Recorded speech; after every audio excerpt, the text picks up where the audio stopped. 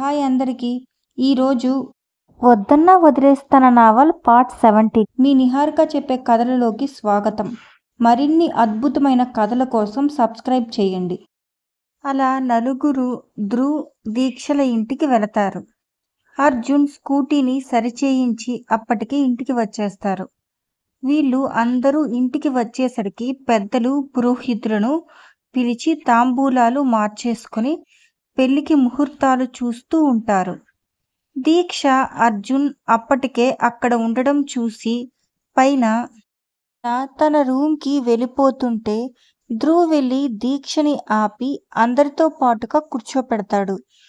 ధన్య, Dhruv, దీక్షల bonding చూసి నవ్వుతూ ఉంటుంది. అప్పుడే ధన్యకి హర్షి కాల్ చేస్తుంది. అది చూసి ధన్య బయటికి వచ్చి కాల్ లిఫ్ట్ చేసి, హర్షి, అన్నయ్యకి తాంబూలాలు మార్చుకుంటున్నారు, కొద్దిసేపట్లో బయలుదేరుతాము, సరేనా? అక్క, నేను లేకుండా ఏంటే? అసలుకే చిన్న ఆడపడుచుని, నేను లేకుండా ఎలా? తప్పలేదు, నువ్వు ఫీల్ అవ్వకు. అన్నయ్య ఇప్పుడు ఎంత హ్యాపీగా ఉన్నాడో తెలుసా? అవునా?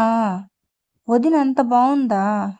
సరే, నేను మళ్ళీ కాల్ చేస్తా. నువ్వు కీస్ని తీసుకొని ఇంట్లో ఉండు. సరే అక్క, త్వరగా వచ్చేయండి.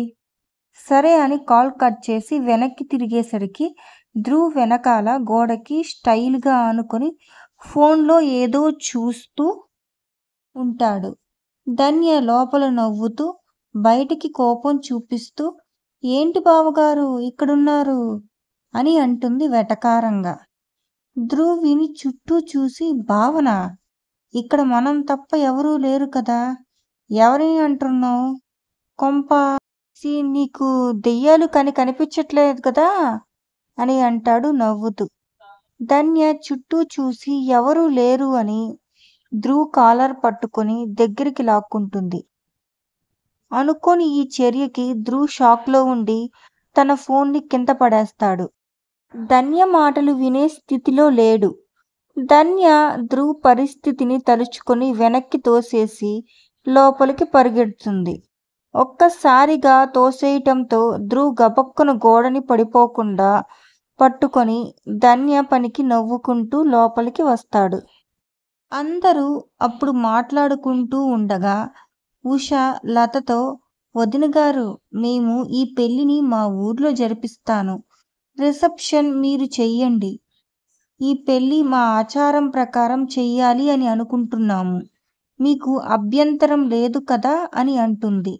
లత తన భర్తని చూసి ఆయన సరే అని అనటంతో ఇద్దరూ సరే అని ఒప్పుకుంటారు. పెళ్లికి ఇంకా 2 వారాలు ఉంటాయి. ఎంగేజ్మెంట్ 2 రోజుల్లో ఉంటుంది. అందరూ దానికి కావాల్సినవి మాట్లాడుకొని ఉష వాళ్ళు బయలుదేరుతాము అని అందరూ కలిసి కార్లో వెళతారు. అర్జున్ స్కూటీలో వస్తాడు. వాళ్ళు బయటికి వెళ్ళిపోగానే ధ్రువ్ దీక్ష చేతుల్ని పట్టుకొని మా అక్క పెళ్లి కూతురాయనే అని పాట పాడుతూ ఉంటాడు. జై కూడా ధ్రువ్తో కలిసి దీక్షని ఏడిపిస్తూ ఉంటారు. దీక్ష సిగ్గుపడుతూ వెళ్ళి లత వెనక దాక్కుంటుంది.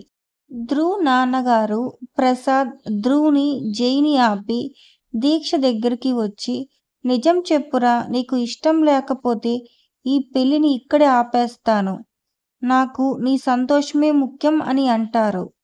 దీక్ష ఇష్టమే అని తల ఊపుతుంది. ధ్రువ్, మరి నా సంతోషం అక్కర్లేదా నాన్న అని అంటాడు అలుగుతూ.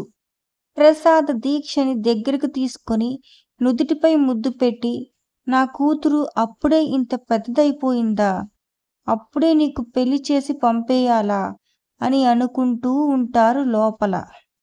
వీడియోను ఆస్వాదించినందుకు ధన్యవాదాలు. ఇంకా ఎక్కువ భాగాలు చూడాలంటే సబ్స్క్రైబ్ చేయండి. మీ అభిప్రాయాలను కమెంట్లో పంచుకోండి. తరువాతి భాగంలో మళ్ళీ కలుద్దాం.